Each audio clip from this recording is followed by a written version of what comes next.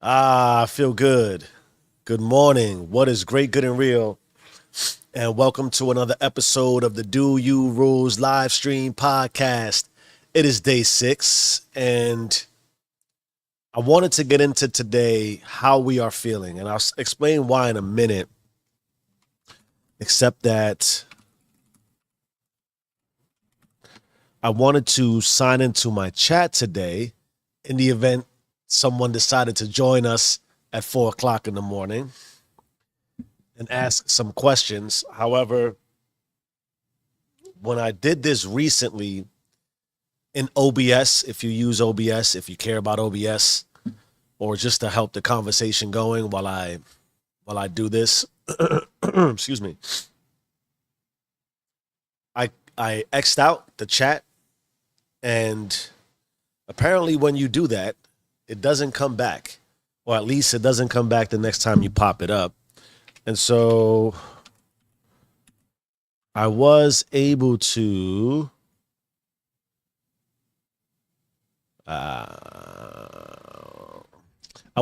get it back up, which is a small win and an immediate sense of accomplishment.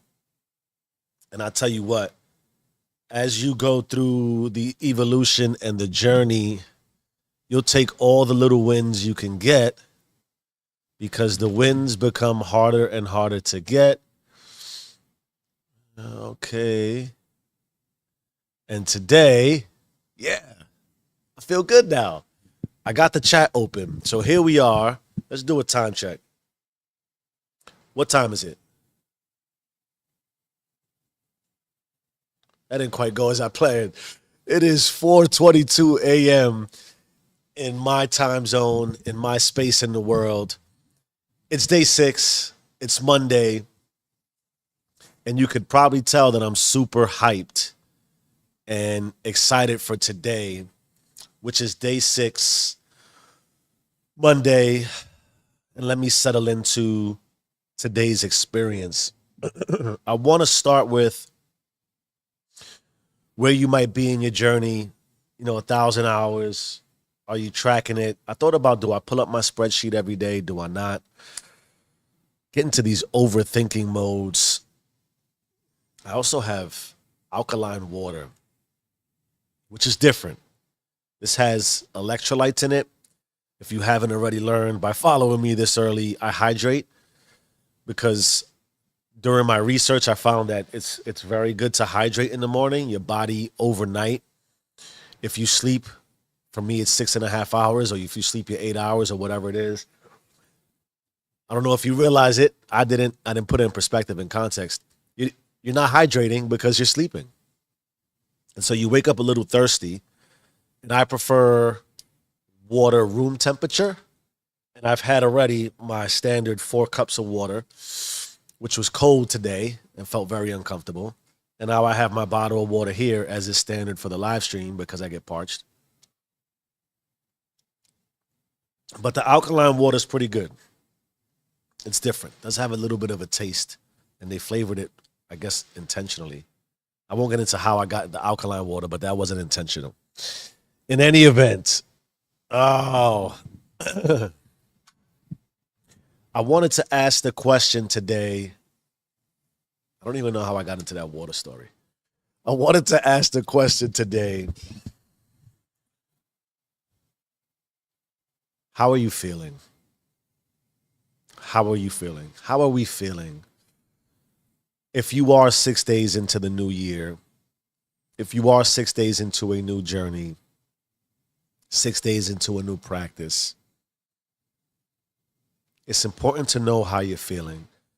And the reason why I wanted to ask this question today is because I still feel what I've been feeling all morning, which is anxious. I woke up anxious. I woke up, I wouldn't say in a panic, but I certainly, even right now, you can see I got to touch the mic, move the mic, touch the mic, move the mic.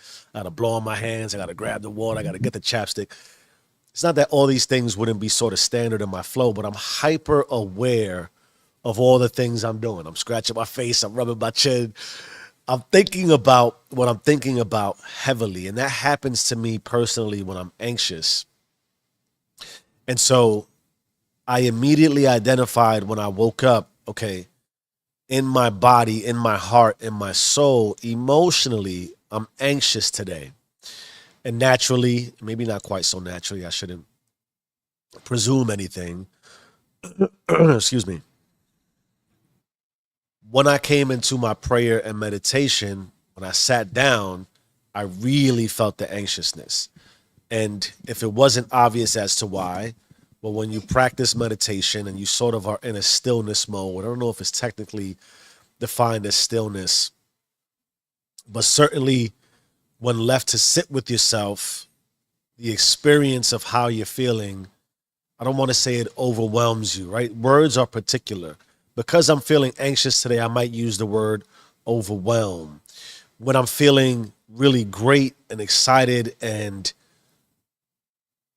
in a blissful state of love, because that a lot of times, and even today as I was going through my anxiousness, what I'll get into shortly, I was still able to start my conversation with God and get into sort of a prayer and feel the emotion of love as I was feeling the emotion of anxiety and anxiousness. But when I'm in a less anxious state, I'm still overwhelmed with the emotion of whatever might be non anxiousness. It could be I'm very determined some days, I'm very focused some days, I'm very hard some days. Like some days I'm I'm locked. I guess you would say you're locked in. And on those days, overwhelmed might not be the word. I might even say I'm locked in. I'm focused. I'm real gritty today. And it's a play on when whatever side of the pendulum we're on emotionally.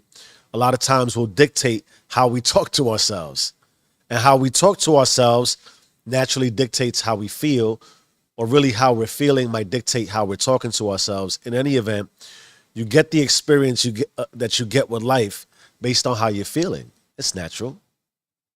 And not every day is going to be a day where you're just everything is peachy, everything is wonderful, everything is fantastic.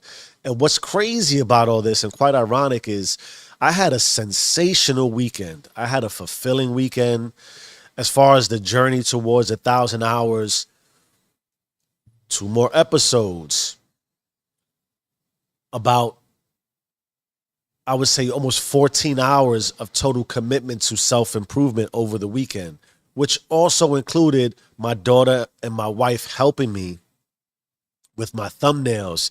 My daughter now follows me on Instagram. That was a big thing. That was a big conversation. My daughter's 15, and I'll save it for another day, but she just got her first social media account. And so she was watching my videos and she has some critique about how I hold the camera, which is valuable, right? I'm wide open to criticism. I don't have an ego in that way. Sometimes I might look at you like, go fuck yourself. I didn't ask. I despise unsolicited opinions. When it comes from my family, my wife and my children, I don't ever find it unsolicited because we're so connected. I understand it's a constant dialogue of just expressiveness. They're letting me know what they feel. I'm letting them know what I feel, and I take all of it as constructive. And it's easy to take something as constructive when you're dealing with a loved one. But in any event, as I go through some introspection and reflection, I know we talked about Saturday, day whatever it was, of the process. You have a full sort of reflection on what the week is presented, but you also got to almost sometimes have a moment to moment, day to day reflection and introspection, especially when you're feeling uncomfortable emotions. Because when you start to feel those uncomfortable emotions, like I'm feeling anxious, I got to resolve that anxiety, even to the point where it's like, you're anxious. Okay. As I referenced, I was anxious and very anxious. I still had a conversation with God. I still felt love. I'm anxious today. Okay. So what? I still got to click record. I still got to get busy. You're anxious today. Okay. What's on the docket? I still got to get my children up. I still got to pack lunches. I still got to get them to school. I still got to clock in for my 9 to 5. You're anxious. Today, fortunately, I don't have to have dinner with cooking. My wife goes back to work tomorrow. So this week I have to start getting back into the routine of cooking. I was pretty much off of work and had a lot of downtime for the holidays. I got to reverse, or I don't know if reverse is the word, but I got to get right back into that routine of what it is for a standard work week for me. All that continues whether I'm anxious or not. And that's a lot of what I wanted to drive. It's okay to feel anxious. It's okay to be uncomfortable. It's okay to feel like things are a little bit unnatural. It's okay to doubt yourself. It's okay to fight yourself. And it's not, I don't know how you don't experience that. One of the things I believe that I feel, and maybe this is an individual perspective, is that on your journey towards self-improvement, you sort of feel like it's always sunny outside. It isn't. It isn't. In fact, it's not that it rains more, but when it rains, you really experience the rain. When it's dark, you really experience the dark. There's a level of mind, body, spirit connection. Cliche, I know. We go over this. I'm not telling you things you probably don't already know. You just sort of haven't discovered or have forgotten. That's more what it is. A lot of the journey of life is remembering who you are, remembering what you're supposed to do. And I hate that word supposed to, but maybe what you've been called to do or what you've been called to experience, the power that resides within you. It's not a question of, it's a question of discovering it or rediscovering it or taking what you know you want to do and bringing it forward. That's the whole evolution process of the self-improvement journey and the spirituality journey, etc. And so, how are you feeling? How are you feeling? And when it's not where you may want to be or not want to feel and experience, I believe, and I help myself by just simply going through it. You're anxious. It's okay. It's okay, dog. You're good.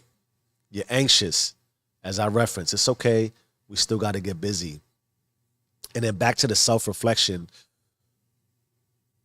If I'm going to convince myself, because that's what we're ultimately doing, is convincing ourselves.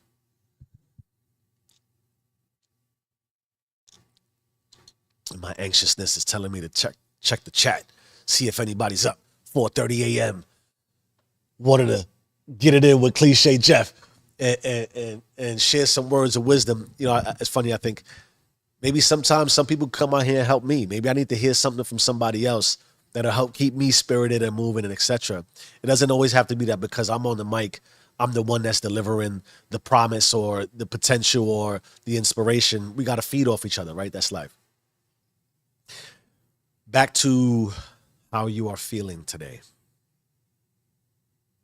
Presuming you find yourself in a space where you're uncomfortable, there has to be a level of rationalization. There has to be. I find that if I rationalize the experience with myself, it's easy to say you're anxious, but you still got to grind. You're anxious, but you still got to get busy. You're anxious, but you still got to find the wins. But if you're not comfortable with your anxiousness, you won't be comfortable moving forward in anxiousness. So how do we become comfortable with our anxiousness? Sure, we want to affirm ourselves and say, man, I'm really anxious. Dude, it's okay, right? Kind of have that conversation with yourself. It's okay. It's all right. You're good. Chill. Be easy. Whatever it is you have to do to sort of start to quell your anxiousness. But that won't suffice. Just saying, it's like having my wife and I talk about this all the time.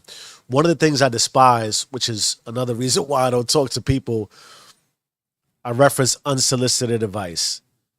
Often we speak to people and we release a lot of our emotions and feelings. That's big to me. I don't know that. I don't want to make this overarching accusation to society. But to me, what I've learned, I'm not protective. I'm serious about how I feel. I'm serious about my emotions. I'm serious about my life experience. I'm serious about my time. So if I'm going to be emotional with you and give you some of my time and tell you how I feel, and maybe I am going through something really, really rough. Maybe my anxiousness is because I had something really bad happen, right? in some area of my relational experience with life. Maybe I had something really detrimental happen at my job, happen with my family, my wife, my children, someone else in my extended family. Pick one. We know the things that happen, and I'm expressing that to you, and you're like, "Oh, you'll be fine. Oh, it's okay." Or you start telling me what you've been through, major flag for me. It's like, fuck you.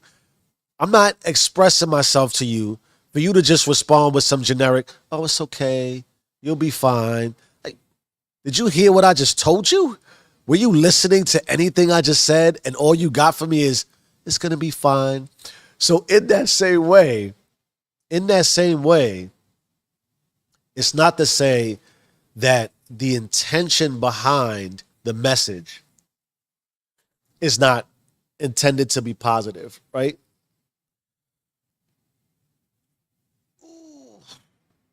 Sometimes you stretch and it feels good. That's one of the things I want to do today is get into a night. I haven't stretched my body really good, and my body hurts from the work. And that's part of what I believe sometimes is my anxiousness. If you lift and lift and lift and lift and lift, your nervous system, after a bunch of days of putting in heavy lifting, it has an effect on you. And I'll get to that momentarily.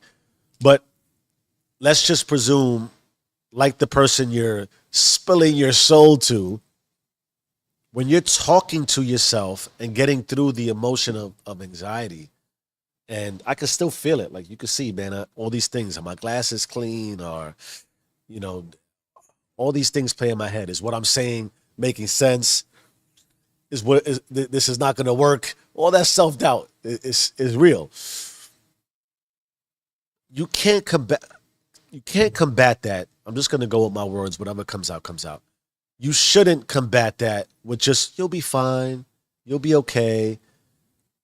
Because it's not that it's not true, but that won't suffice. That's not what you want to hear to deal with your anxiety. And yes, it will be fine, but it can't be fine in the sense that you can't be paralyzed by it. You can't have a 0 day, right? So if we're on the journey to 1,000 hours of self-improvement, there can be almost literally zero days, meaning there can't be, you got to even be calculated with your rest. Today for me, I will not lift weights. There's a 0 day for me. There will be no lifting today. That's a 0 day, right?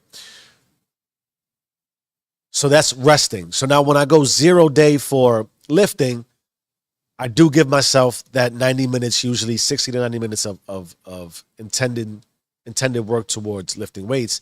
I now give myself 90 minutes of rest. But let's just imagine that on your self-improvement journey, every day I need to commit to some sort of prayer and meditation to start my day. Now I do this, I live stream. I used to, let's take this out of the equation, and this is what I used to do. I wake up, I pray and I meditate. I hydrate. I read. I do my cardio. Then I lift. Right? And then I get into my standard life. Let's just say, I'm going to sneeze. Hold on.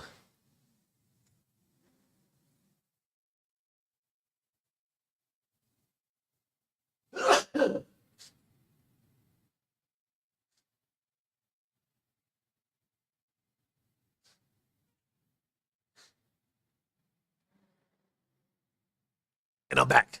See my blanket. It's cold. Okay, what was I saying? 0 days. You talk about anxiousness. I get very anxious about having a 0 day. A 0 day would say, I don't wake up. Well, God, oh, Jesus Christ. God, please wake me up, right? But I wake up, I don't pray and meditate. I don't hydrate. I don't read. I don't do my cardio. My fingers got jammed up there. And I don't lift. It's not to say that on some days you don't need a full 0 day because you need a full day of rest, but you got to have those very infrequently. You can't get to 1,000 hours with too many 0 days. You got to make a contribution to yourself every day. And so a lot of times for me, a super non-negotiable is I pray and I meditate every day. I almost never have a 0 day for prayer and meditation. However, and in the same way, there are some days where I might say, because I haven't had a 0 day in one of these spaces, I need one to reignite the passion for it because it does get dull. Even prayer and meditation. I might say, hey, God, I'm going to not talk to you today. I need a break from you. No disrespect. No disrespect. I just need to reset. I got to blow my nose. Hold on. I'll be right back.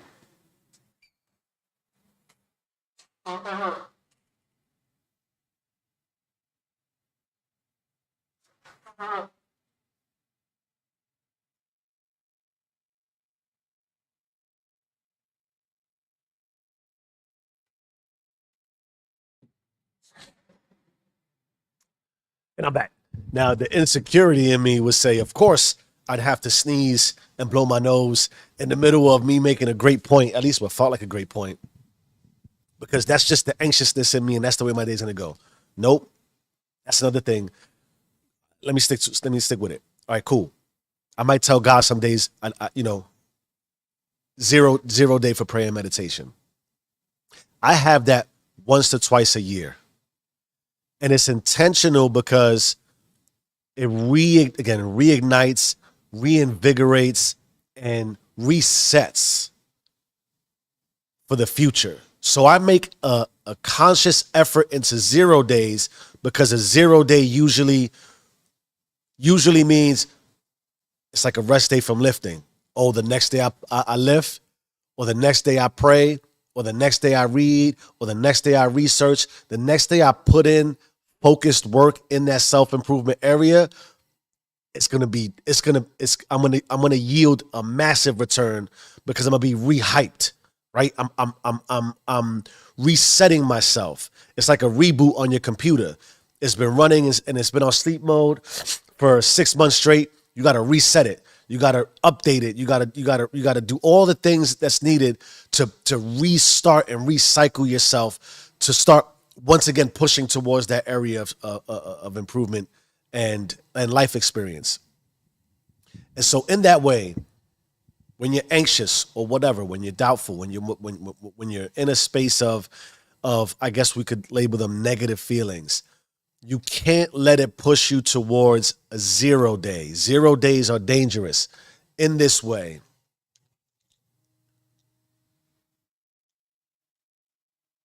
When you build up momentum and when you get into the grit and the grind of consistency and the mundane and the boring and the lights aren't always on and you're not always on stage and sometimes the curtain is closed and nobody's seeing what you're doing.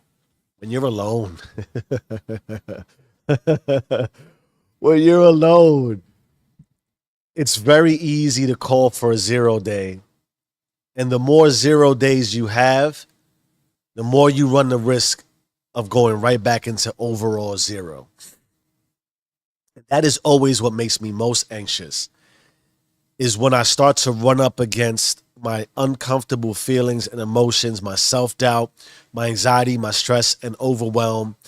If I am seduced by it, because it's awfully seductive, because a 0 day is going to push you right into the comfort of laziness, right into the comfort of procrastination, right into the comfort of not doing anything, right into the comfort of just chilling. And as soon as you return to zero, and your mind and your body and your spirit is like, man, that was real easy. It was hard to put in the work to get us to move the needle and get that inch. And because nobody's watching, because no one's holding you accountable, because you're not being, because you're not on stage and the lights are technically off, it's real easy to flow back into nothingness. And that's scary for me. And that gives me anxiousness on top of my anxiousness. I get anxiety from my anxiety that might push me into a 0 day. That's very scary for me. And that's ironically part of what the next episode of the actual podcast is going to be on. We're in the series of why you should dominate the morning. But the bad and the ugly overall of endeavoring out in this space is you are going to feel anxious. You are going to need a 0 day to, as I said, reinvigorate and re-inspire you to once again move. But when you take those days, you get very uncomfortable that, oh, I didn't do anything today. I didn't do anything. I didn't make progress. But you have to realize and understand that not doing anything is the reset for the progress. You gotta sometimes stop. You gotta sometimes pause. I'm gonna fucking sneeze again. Hold on.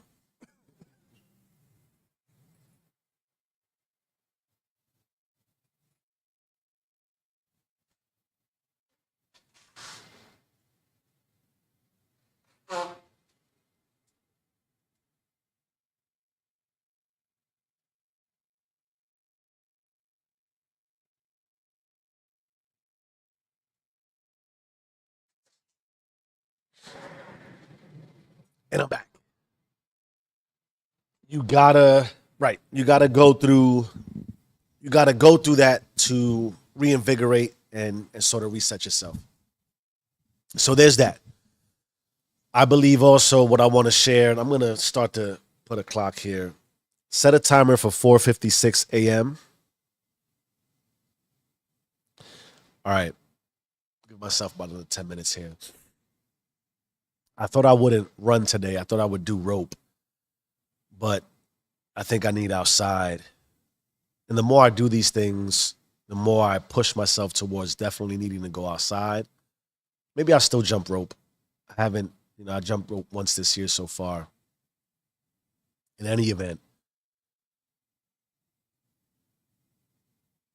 you can also question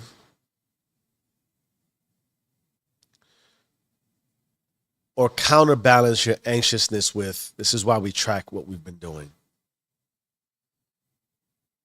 The way it's not enough to say you'll be fine. I referenced I've been lifting very heavy. Part of my goals this year is to lift heavier than I've ever lifted before. And so I can say, man, you're probably anxious because you've been going heavier. Your nervous system is just a little shot. Man, you've been waking up at essentially, even though I get down here at 4 and I don't get out of the bed to 3:30, I'm starting to roll around at 3, 3:03, 3:05. So you've been getting up earlier. You've been getting less sleep. You've been putting in even more hours of research because your priority this year, I got to do this again. Hold on.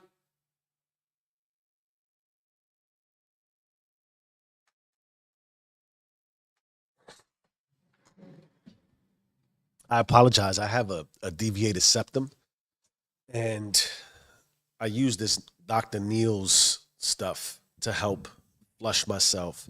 Some days are just bad days. And when I'm anxious, I notice that too. When I'm anxious like this emotionally, it has an impact on my body. And that's part of I believe what I'm experiencing. The connection between when I'm really, really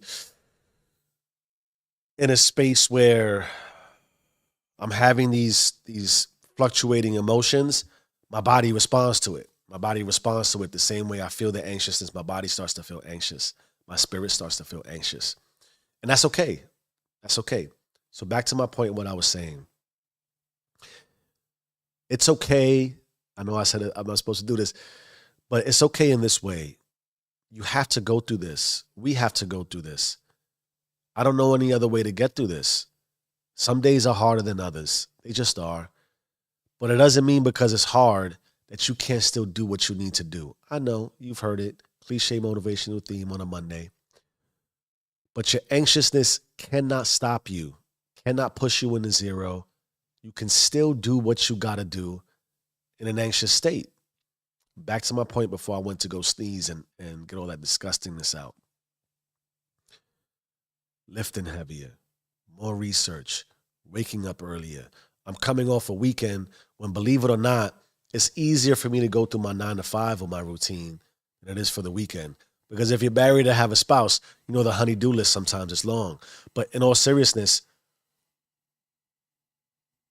the chores around the house, helping get the laundry done, helping making sure the garbages are changed. There's more garbage to change because there's more people in the house. There's more trips to Home Depot and Starbucks and wherever else. Kids want to go to the mall. Kids want to do things. Kids, the house needs work. The garage got to be swept. The basement got to be clean. Christmas got to be taken down. All those things. It's just standard chores that have to get done. And so you reflect to say, I could also be anxious because my output level has increased. I talked about stamina. And anytime you increase your output level, there's going to be a drawback, man.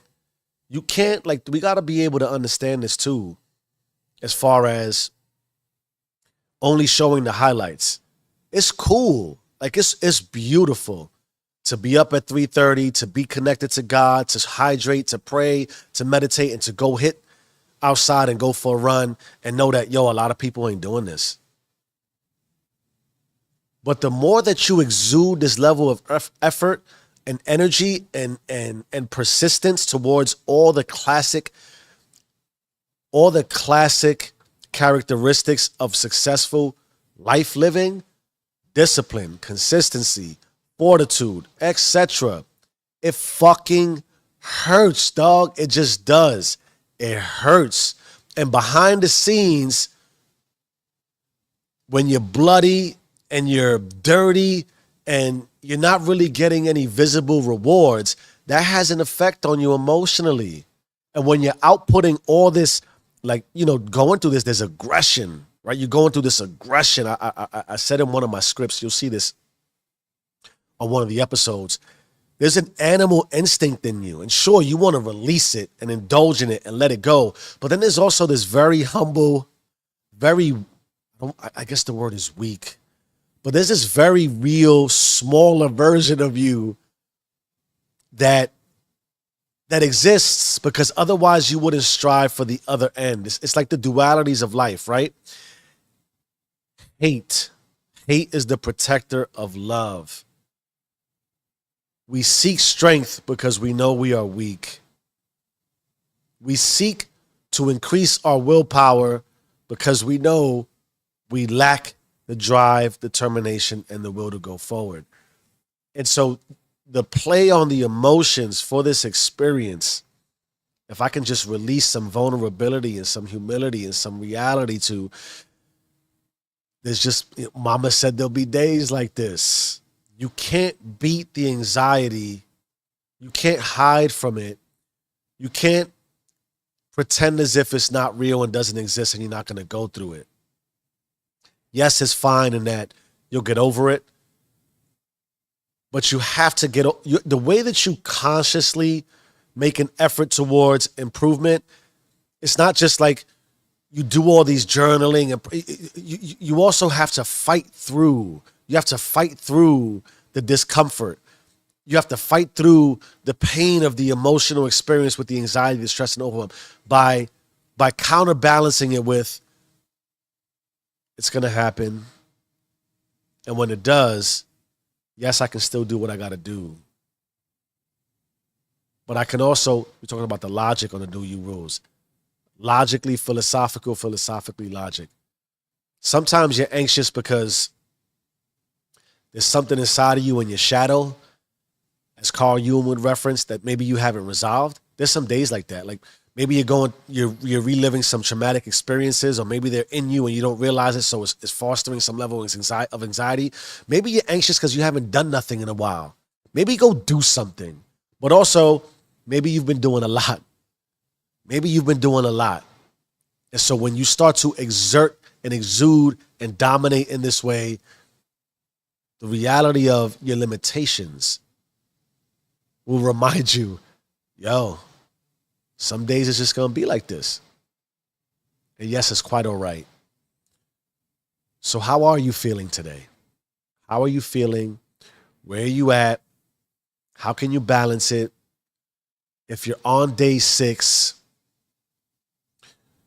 what have you been doing? What are the wins? What can we look back to introspectively in a quick and a quick balancing of we're making progress, it's incremental and slow. And a lot of what we've been doing has an adverse impact sometimes that feels uncomfortable. A lot of what we're not doing has the impact where it feels uncomfortable. Where are you in that spectrum? Where are you? Where are you in the emotional spectrum of life? The dichotomy that exists in our worlds. Where are you in the dualities of the experience? And then take this with you too. I might have said it, but if I haven't, I'll reiterate it and stress it as my 10-minute timer has just gone off and I'm going to wrap this up soon. Damn it, I feel the thought of me and what I wanted to say eluding me. I was talking about closing this out. The dichotomy, the duality, where you at?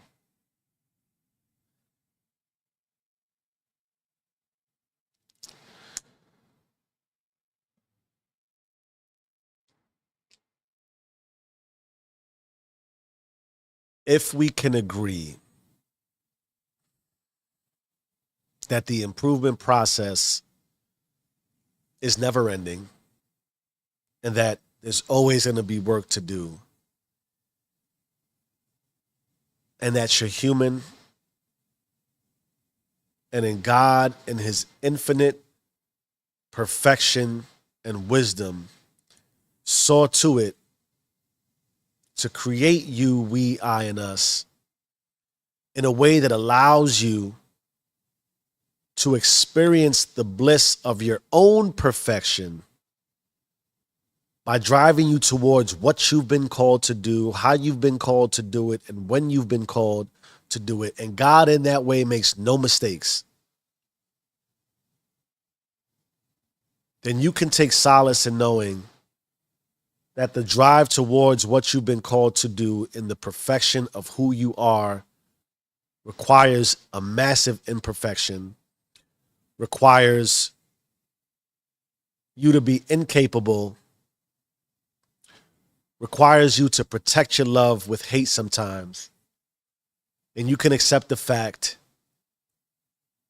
that there are some days you don't feel like it because you're anxious, because you're stressed, because you're overwhelmed. And it's okay. There's a reason for it. It doesn't mean you have to stop doing you.